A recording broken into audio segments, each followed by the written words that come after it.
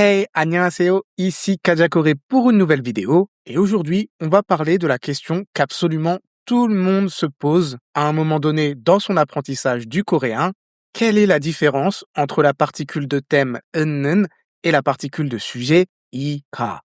Je sais que c'est un problème pour tout le monde. Moi aussi, je suis passé par là. Et donc, je vais vous guider au mieux dans cette vidéo.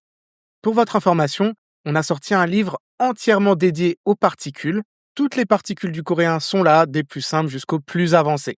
Dans ce livre, pour chaque particule, on explique son fonctionnement en détail, ses significations, ses particularités et surtout, on vous apporte plein de phrases très simples pour illustrer. Des phrases sans aucun autre point de grammaire, avec du vocabulaire que tous les débutants connaissent et qui se concentrent uniquement sur la particule en question pour bien la comprendre. Et surtout, énormément d'exercices pour que vous puissiez pratiquer. C'est au total près de 1000 phrases d'exemples et d'exercices dans ce livre, toutes consacrées aux particules. Si ce livre vous intéresse, le lien est dans la description. Et maintenant, passons au cœur de ce qui nous intéresse dans cette vidéo. Quelle est la différence entre la particule de thème 는 et la particule de sujet 이가? C'est un sujet vraiment très complexe parce que même les Coréens ne peuvent pas l'expliquer. Vous pouvez essayer de demander à un Coréen de vous expliquer la différence entre les deux, il ne pourra pas, je vous le garantis. En fait, pour les Coréens, c'est quelque chose de totalement naturel. Ils n'ont pas besoin de réfléchir à s'il faut placer la particule de thème ou la particule de sujet à tel ou tel endroit, car ils savent, par expérience, laquelle de ces particules est la plus naturelle dans chaque situation.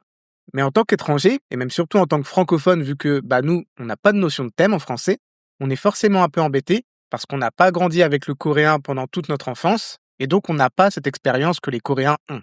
Alors de mon côté, j'ai réussi tant bien que mal à surmonter cette difficulté de différenciation entre les deux particules. Donc je vais vous donner quelques astuces pour essayer de vous y retrouver. Et puis après, c'est vraiment l'expérience qui vous permettra de savoir dans quelles circonstances l'une ou l'autre de ces particules est la plus adaptée. C'est-à-dire que ce que je vais vous dire aujourd'hui, ce ne sont pas des règles académiques écrites et fixes.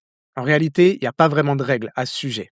C'est à force d'être confronté à des situations qui utilisent l'une ou l'autre de ces particules qu'on apprend à bien les utiliser.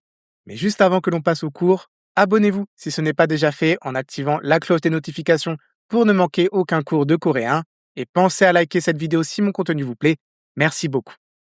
Alors, la toute première chose à savoir, c'est qu'un thème n'est pas forcément un sujet. Je sais que beaucoup de personnes pensent ça, et c'est parce qu'en français, vu que la notion de thème n'existe pas, souvent, on va le traduire en sujet, mais un thème en soi, ça peut être plein de choses. Ça peut être un COD, un COI, un lieu, un moment dans le temps, bref, plein de choses. En fait, il faut imaginer qu'on est en train de parler avec quelqu'un et que, au-dessus de notre tête, il y a un petit encadré qui indique de quoi on est en train de parler. Donc, par exemple, on va dire 바나나는 quelque chose, et ça veut dire à partir de maintenant, le thème général de notre conversation, c'est les bananes. Et donc, toutes les phrases qui vont suivre, jusqu'à ce qu'un nouveau thème soit mis en place, ça va concerner les bananes. Donc, si je dis elles sont jaunes, elles sont chères, elles sont petites, je n'ai pas besoin de repréciser que je parle des bananes, puisqu'il y a déjà cet encadré au-dessus de notre tête qui dit que le thème général de notre conversation, ce sont les bananes. Donc on sait déjà de quoi on parle. Et puis à un moment, quelqu'un va dire 사과는. Et donc ça veut dire, à partir de maintenant, le thème général c'est les pommes. Et encore une fois, toutes les phrases qui vont suivre, ça va concerner les pommes. Elles sont rouges, elles sont peu chères, elles sont délicieuses, je les adore, j'en ai fait une tarte. On sait qu'on est en train de parler des pommes. Alors moi, j'ai une petite astuce de traduction pour les francophones, c'est de traduire la particule de thème par en ce qui concerne. Mes étudiants chez Kaja School le savent très bien, à chaque fois qu'il y a la particule de thème, je dis en ce qui concerne. 그 사람은, en ce qui concerne cette personne, on a 이 제품은, en ce qui concerne ce produit.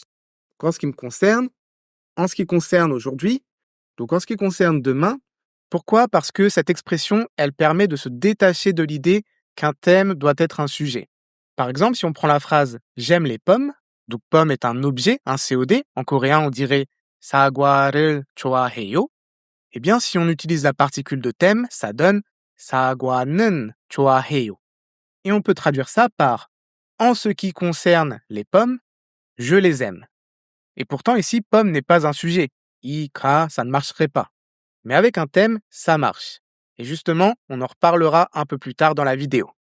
Maintenant que ça, c'est bien compris, voyons voir quand est-ce qu'on utilise la particule de thème, 는, et quand est-ce qu'on utilise la particule de sujet, ika. Premier cas, est-ce que la situation est générale ou spécifique? C'est en réalité l'une des principales nuances entre ces deux particules. La particule de thème, 는, permet de parler de quelque chose de général, de global, alors que la particule de sujet, iga, elle, va plutôt mettre en évidence quelque chose ou quelqu'un qui fait une action de manière plus spécifique et définie. Donc, prenons ces deux phrases. 바나나는 비싸요 avec la particule de thème et 바나나가 비싸요 avec la particule de sujet. Les deux peuvent être traduites en français par les bananes sont chères. Alors c'est quoi la différence? La première, elle veut dire que les bananes, de manière générale, sont chères. En ce qui concerne les bananes, de manière globale, elles sont chères. Et la deuxième, avec la particule de sujet, on va plutôt l'employer dans un contexte défini. Par exemple, vous êtes au marché, devant un stand de fruits, et là vous dites « les bananes sont chères ». Celles-ci en particulier, celles qui sont devant moi, mais pas forcément toutes les bananes de manière générale. Mais en tout cas, dans le contexte où l'on est actuellement, je trouve qu'elles sont chères. Donc on retient, première nuance, global, particule de thème, spécifique, particule de sujet. Et j'en profite pour vous dire que quand dans un livre de grammaire, vous voyez une phrase d'exemple qui utilise la particule de sujet et que vous vous dites « Ah mais, est-ce qu'on aurait pu utiliser la particule de thème ici ?» Eh bien oui, quasiment tout le temps ça va marcher. Parce que le fait d'utiliser 는 ou iga, c'est pas un souci de grammaire isolé dans la phrase, c'est un souci de contexte. Et c'est très important de comprendre ça. Tout dépend du contexte. Et selon le contexte, on va choisir l'une ou l'autre. Sauf que dans des phrases de grammaire indépendantes, il n'y a pas de contexte. Ce sont juste des phrases toutes seules qui sortent de nulle part. C'est pour ça que très souvent, sans contexte, les deux fonctionnent. Autre cas, est-ce que le mot auquel on attache la particule répond à une question? Souvent une question du type qui, quoi, quel. Si oui, alors généralement on utilise la particule de sujet. Un cas simple, quelqu'un demande 누가 케이크를 먹었어? Qui a mangé le gâteau? Moi je vais répondre 제가 먹었어요. Donc j'ai mangé le gâteau. Au passage, je vous rappelle qu'avec 저, je, quand on attache la particule de sujet, ça devient 제가. Mais bref, ici, le sujet correspond à la réponse à un qui. On répond à qui spécifiquement a mangé le gâteau. Et donc, dans ce genre de cas, le plus naturel, c'est d'utiliser la particule de sujet. Il faut retenir que la particule de sujet, iga, elle sert uniquement à indiquer si une personne ou une chose fait une action, dans le cas d'un verbe, ou est quelque chose, si on le décrit avec un adjectif. Elle sert à décrire une action ou un état. Donc là, j'ai mangé le gâteau, c'est factuel, ça répond à un qui, ika est plus naturel. Et c'est maintenant que l'on va passer à la partie qui est souvent la moins bien comprise par les étudiants. Il faut que vous ayez conscience de quelque chose. Très souvent, la particule de thème 는, elle implique un certain contraste avec autre chose. C'est pas juste le thème de la conversation, c'est ça. Alors ça peut, mais très souvent, ça implique, sans qu'on le dise, qu'on oppose le thème à autre chose. Donc reprenons la même situation que précédemment. Quelqu'un demande 누가 케이크를 먹었어? Qui a mangé le gâteau? Et première situation, vous êtes seul à répondre à cette question. Et vous n'avez pas mangé le gâteau, c'est factuel, vous pouvez dire 제가 안 먹었어요. Je ne l'ai pas mangé. Donc ça c'est ok, on connaît. Mais maintenant, deuxième situation. Vous êtes plusieurs dans la pièce à pouvoir répondre à cette question. Et vous n'avez pas mangé le gâteau et vous souhaitez vous dédouaner de cette situation. Parce que vous n'avez rien fait et en plus vous vous dites que peut-être que les autres y sont pour quelque chose. Eh bien dans ce cas-là, vous allez dire 저는 안 먹었어요.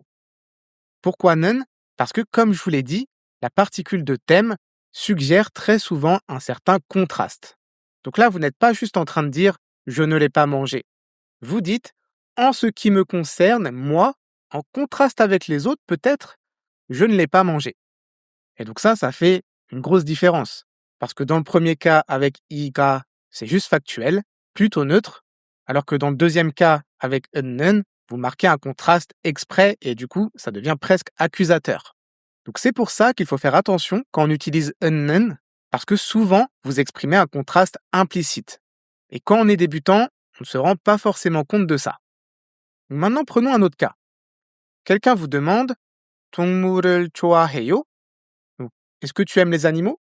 Première situation, vous aimez bien les animaux de manière générale et vous voulez indiquer que vous aimez les chats. Donc là, on va utiliser la particule d'objet et on dira 네, 고양이를 좋아해요. Donc oui, oui, j'aime les animaux. Et puis vous précisez j'aime les chats. Et maintenant, deuxième situation, même question, sauf que cette fois, honnêtement, vous n'aimez pas trop les animaux. C'est pas trop votre truc. Mais bon, les chats, quand même, ça va. Vous aimez bien les chats, mais juste les chats. Le reste, pas terrible. Donc il y a un contraste entre les chats et les autres animaux. Eh bien, dans ce cas-là, vous allez dire 고양이는 좋아해요. Donc j'aime les chats. Le 는 ici implique que les chats sont en contraste par rapport au reste. Donc même sans le dire, vous exprimez implicitement qu'à part les chats, vous n'aimez pas trop les animaux. Et d'ailleurs, ici, vous voyez qu'on a employé la particule de thème sur un objet. C'est totalement possible. Maintenant que ça c'est compris, on va aller un peu plus loin. En fait, très souvent, il va y avoir des phrases avec des combinaisons où l'on va utiliser à la fois la particule de thème et la particule de sujet. Pourquoi? Parce que comme je vous l'ai dit, la particule de sujet, elle s'utilise dans un certain contexte défini, pour dire que dans ce contexte, spécifiquement telle personne ou tel objet fait telle action, ou est dans tel état. Et justement, pour mettre en place ce contexte, on peut introduire un thème. Donc par exemple, 이 시장은 바나나가 비싸요. Qu'est-ce qu'on fait dans cette phrase? D'abord, on indique un thème. 이 시장은. Donc le thème, c'est 이 시장, ce marché. Donc là, au-dessus de nos têtes, il y a un petit cadre qui dit, à partir de maintenant, tout ce qu'on va dire se rapporte à ce marché. C'est notre thème. Et donc, dans ce contexte de marché, on dit 바나나가 비싸요. Les bananes spécifiquement sont chères. Et c'est exactement ce que je vous disais plus tôt, c'est que quand on utilise la particule de sujet, elle se rapporte à quelque chose de spécifique dans un contexte donné. Et justement, la particule de thème, elle nous sert à indiquer ce contexte.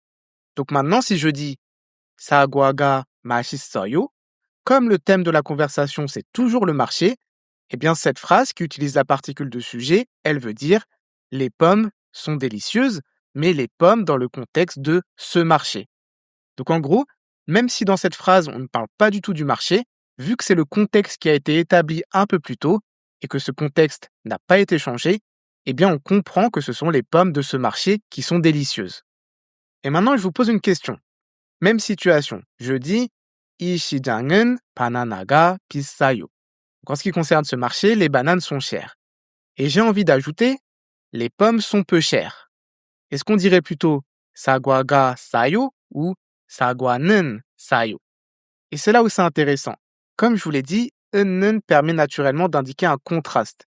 Et comme on vient tout juste de dire que les bananes sont chères, et que maintenant on veut dire que les pommes sont peu chères, et que donc naturellement on fait une opposition entre les bananes et les pommes par rapport au prix, eh bien les Coréens ici vont préférer utiliser 는. Mais en fait, si vous y réfléchissez, c'est un peu comme en français. Alors on peut dire, en ce qui concerne ce marché, les bananes sont chères, les pommes sont peu chères. Ça marche, mais ça sonne quand même très plat et très factuel. Qu'est-ce qu'on dirait bien plus naturellement? En ce qui concerne ce marché, les bananes sont chères, mais les pommes, elles sont peu chères. Vous voyez, juste le fait de faire un petit contraste en disant mais les pommes, elles, en insistant un peu plus sur les pommes, en opposition aux bananes, bah ça sonne plus naturel. Eh bien, c'est exactement la signification de ce 는 ici. Ça met en avant le contraste. Les pommes, elles, en ce qui les concerne, et en contraste avec les bananes dont je viens de parler, elles sont peu chères. Voilà globalement ce que j'avais à vous dire sur la différence entre la particule de thème et la particule de sujet. Et là, je sais ce que vous allez me dire. Vous allez me dire, alors j'ai à peu près compris, mais bon, quand je serai en pleine conversation, bah, je sens que ça va être un peu galère quand même de sortir la bonne particule au bon moment. Eh bien oui, ça va être galère. En fait, je préfère vous prévenir, comme je le répète très souvent, le coréen, c'est une langue d'expérience. C'est-à-dire que vous aurez beau connaître toute la théorie du coréen, si vous n'avez pas suffisamment d'expérience, si vous n'avez pas été confronté à des millions de phrases dans plein de contextes différents, eh bien, vous n'arriverez pas à vous exprimer en coréen. C'est une réalité, il faut l'accepter. Le coréen et le français sont des langues tellement différentes que vous aurez forcément besoin de cette expérience. Et donc oui, pendant des mois et même certainement des années, vous tomberez sur des cas où vous ne saurez pas trop si c'est mieux d'utiliser un thème ou un sujet. Faites comme vous pouvez, vous vous tromperez des fois et c'est OK. Votre phrase pourrait paraître un peu bancale, mais bon, c'est OK. Quand vous entendez des Coréens qui essayent de parler français et qui n'ont pas encore un très bon niveau, bah eux aussi leurs phrases sont un peu bancales, c'est normal. Ça fait partie de l'apprentissage. Sur ce, je vous le rappelle, on a sorti un nouveau livre, Les particules en coréen. 40 particules, environ 1000 phrases d'exemples et d'exercices. Les premiers retours sont excellents. On est vraiment trop content que ce livre vous plaise. Et donc, si ça vous intéresse, le lien est dans la description. Et comme d'habitude, vous retrouverez aussi le lien vers le cours correspondant qui est disponible sur le site kajakore.com avec tous les autres cours de coréen gratuits. Voilà, si cette vidéo vous a plu, n'hésitez pas à la partager, à laisser un pouce en l'air et n'oubliez pas de vous abonner. Quant à moi, je vous dis à la prochaine pour une nouvelle vidéo. C'était Kajakore. 다음에 봐요.